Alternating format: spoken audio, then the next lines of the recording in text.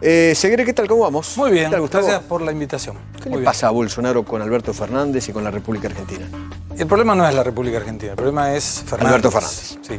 En Brasil tienen la duda de cuál es el Fernández que va a comandar el destino de Argentina. Si es Cristina o Alberto. Por eso hoy menciono estamos preparados para lo peor. Esa frase, estamos preparados para lo peor, identifica con una historia que Brasil padeció mucho en la época que Cristina era presidente, Moreno era secretario, y se prohibió la exportación de trigo.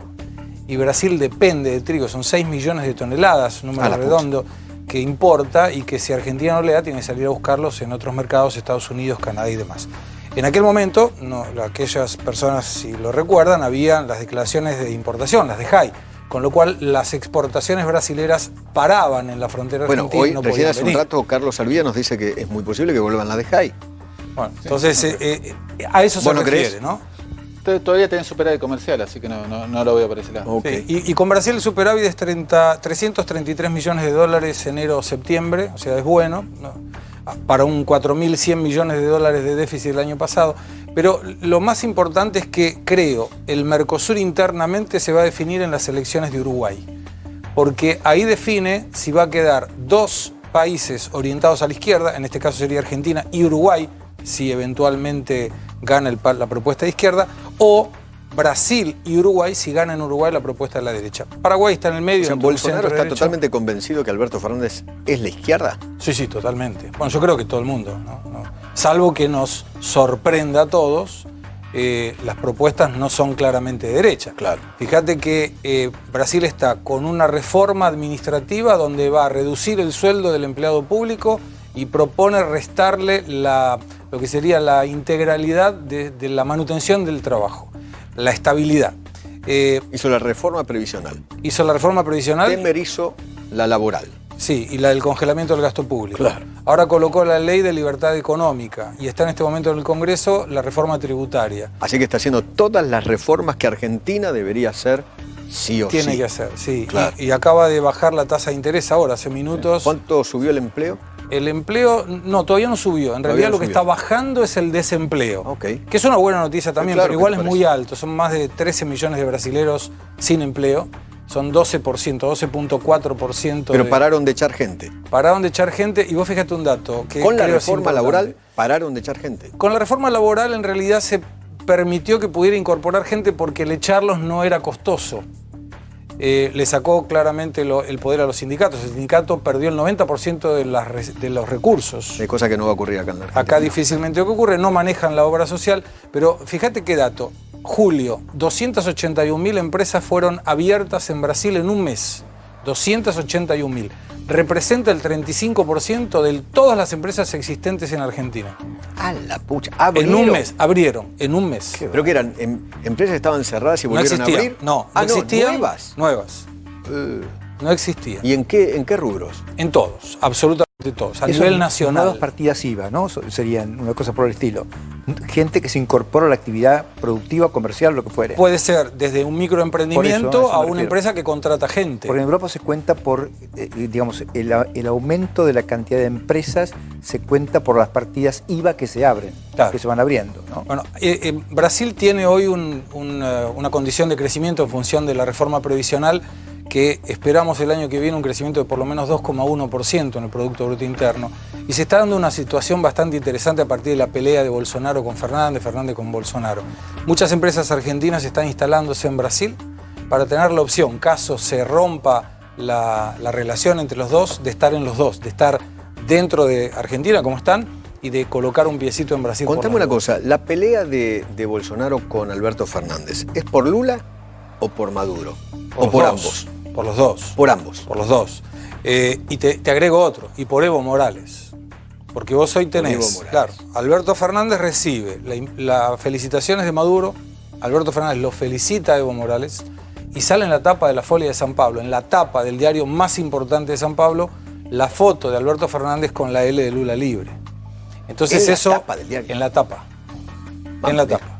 Entonces fue mojarle la oreja a Bolsonaro. Por eso Bolsonaro dice, no lo voy a llamar para felicitarlo, el pueblo argentino se equivoca, lo cual creo que es irrespetuoso, porque en definitiva Claro, eso es lo una cuestión interna de Argentina. Totalmente, en eso no se tiene que meter. No se puede. Como tampoco debería meterse el presidente electo en la justicia brasilera pidiendo la liberación de Claro, Lula. tal cual. Son tal cosas cual. que cada uno debería manejar. Claro. Ahora, un dato importante. La semana que viene puede haber noticias con Lula. Es muy probable que Lula salga de la prisión.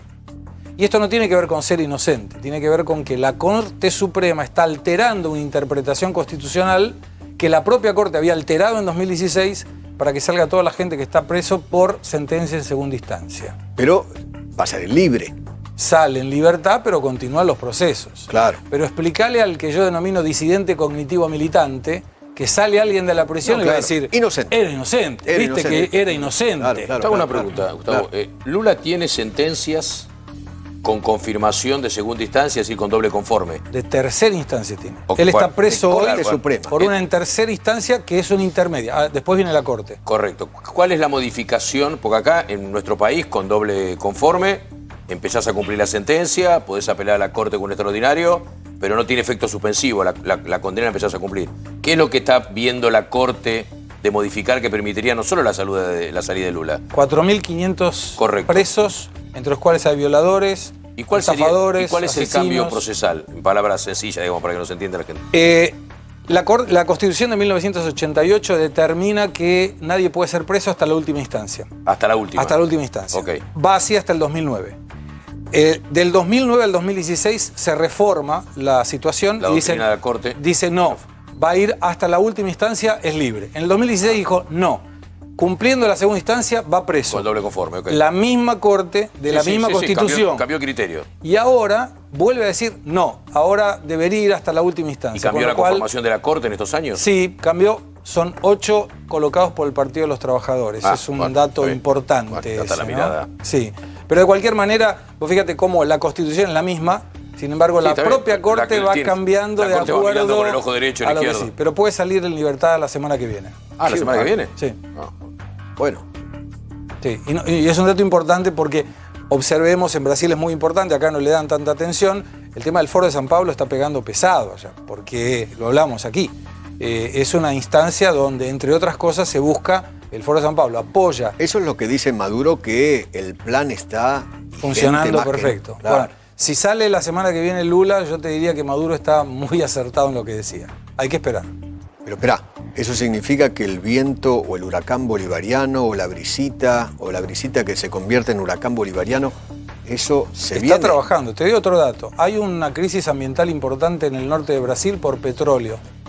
Bueno, Petrobras buscó el ADN del petróleo y hay 3 refinerías de Venezuela que son el origen del petróleo que está en las costas brasileñas.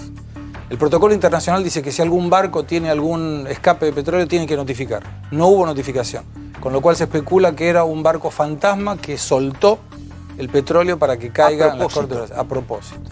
Eso es un sabotaje. Sí, con lo cual Brutal. son datos que separados no dicen nada, pero cuando vos empezás a armar las cosas. Y lo de Chile, pueden ¿vos crees hablar que mucho. más allá de ahí hay algo del Foro de San Pablo? ¿o Yo no? creo que sí. Y es relativamente fácil de entender. Ahora se está pidiendo la renuncia de Directamente. Piñera. Van a la moneda Con lo cual, directamente a pedir la renuncia. Al principio era por un aumento en el transporte público. Así arranca. Bueno, pero si vos analizás el problema de la salud de Chile que existe, el problema de la educación de Chile que existe, no viene de Piñera, no es que cambió la ley No, Piñera, con viene Bachelet, claro. Por obviamente. eso. Entonces es como diciendo, bueno, mientras está un partido de izquierda, no hay problema, cuando viene el partido de derecha, le echamos la culpa a todos. Y debe tener mucha culpa en un montón de cosas, pero no es el responsable de todo lo que ocurre.